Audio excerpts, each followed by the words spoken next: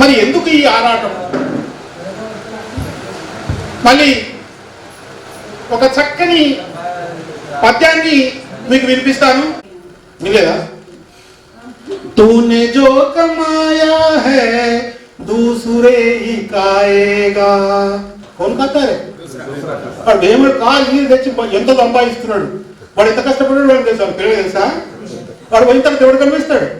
నేను నా తర్వాత పిల్లలు మళ్ళీ जब तलक ये सांसें है तब तलक ये रिश्ता है, सांस टूट जाएगी तो रिश्ता टूट जाएगा. అంతే కదా బిడ్డ, శ్వాస ఉన్నంత వరకు బంధువులు, కొడుకులు, వీడియోలు, ప్రేమ, వాడు వీడు. మన శ్వాస పోగానే బంధుత్వాలన్నీ దూరం అవుతాయి. అందుకే మీరు సంపాదించింది తినండి, కొంతకి దానం చేయండి, కొంత దాచండి. అది దాచడానికి నోరు కట్టుకొని ఉండాల్సిన అవసరము, తనకు మాలిన ధర్మము పనికిరాదు.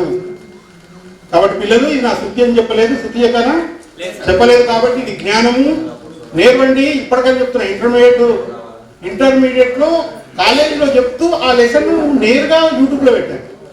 10th క్లాస్ లెసన్ దానగుణం చెప్పాను. అసలు దానగుణం ఏకవనం పల్లిలో పలిగిపోయినటువంటి వాలిబాలును పుట్టి నేర్పినటువంటి ఘనత మాది. పిల్లలందరూ వాళ్ళంతా గుర్తొచ్చి పట్టుకోసారు. ఏమరా నేను వచ్చినప్పుడు పాడలేదు. నేను వచ్చిన తర్వాత స్కూల్ డ్రెస్ పెడితే చాలా మంది తింటాను. ఇంతమంది వచ్చి చదువు చెప్పిండు, ఈయన వచ్చి స్కూల్ డ్రెస్ పెడితే చదువు చెప్తాడు. అయినా ఏమల్లి ఒక ఏకత్వం కనిపించి ఎంతో బాగుంది. ఈ సుత్తి వద్దు, సుత్తి అయిపోయింది మీ ఉదయాలలో. కాబట్టి మీ అందరినీ ఆశీర్వదిస్తూ